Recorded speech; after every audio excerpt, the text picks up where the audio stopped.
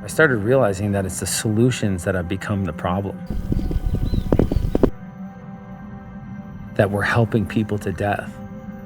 Gotten to a place where, the answer is a pill or a paycheck. The opportunities that they're looking for are in the obstacles that they're facing.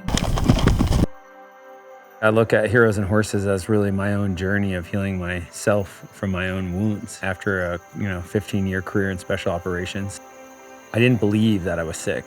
And then I had some friends that were in a really bad way. One had been shot in combat and the other one hadn't come out of his house in 6 months. And I brought him out here and took him on the worst vacation they'd ever been on in their life. That's when I realized that it's actually struggle that gives every single thing in life value.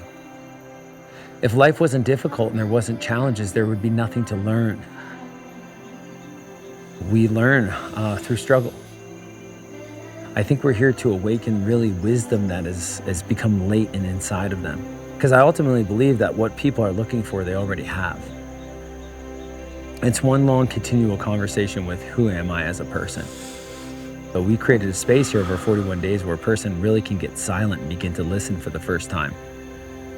And that's not listening for words, it's listening for something that they feel intuitively inside of themselves.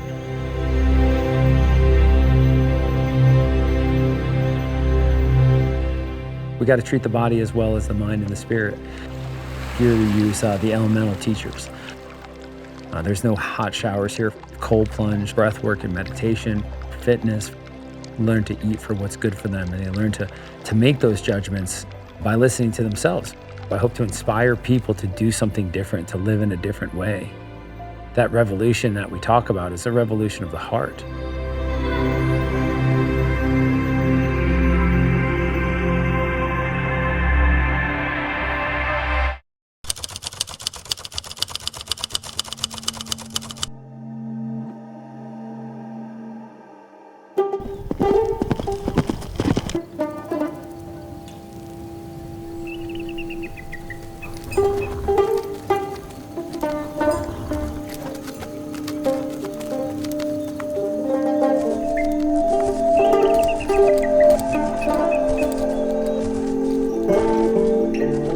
I think a good leader ultimately is the individual that teaches people how to lead themselves.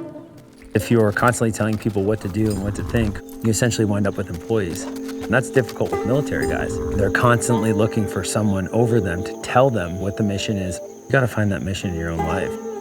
And so I think a true leader inspires people to see the value in leading themselves.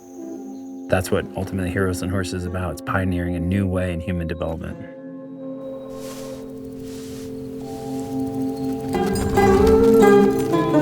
One of our core values as an organization is pioneering spirit. And pioneers are really individuals that are ready to, break new trail, go on an adventure and discover and uncover new places.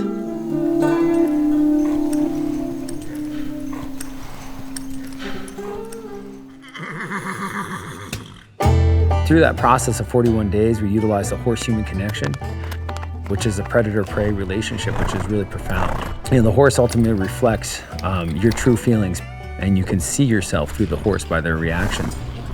The average student will ride 500 to 600 miles on their horses. They'll learn everything from horsemanship, the horse-human relationship, horse training, packing, farrier, blacksmithing, colt starting, riding, roping, loping. Horses are really special animals.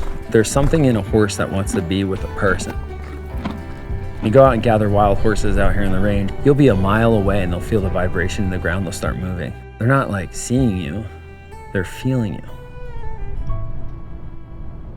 The horse really is a fight or flight animal. You have to develop trust. You can lie to people and you can tell them anything you want about yourself, but the horse is an honest creature. Let's say you have a really angry guy. We'll place him with a very worried horse that needs trust.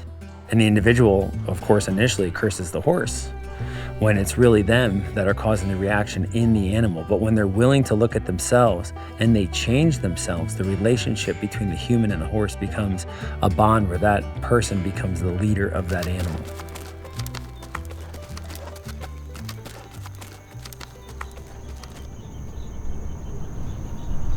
I think this idea that we're going out into nature, I don't believe it's true, because I believe that we are nature. think it's undeniable that we have wounded the planet. We're all sharing from the same garden. If I cut a tree 400 miles away, it's felt. The more that we start thinking of a community and start thinking about our relationship in nature and as nature, I think that ultimately that can create a revolution where people will live in a different way.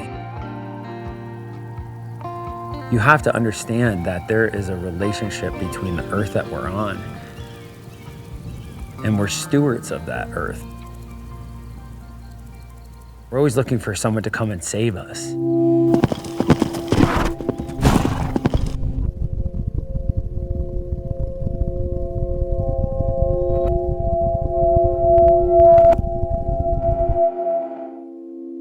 And ultimately,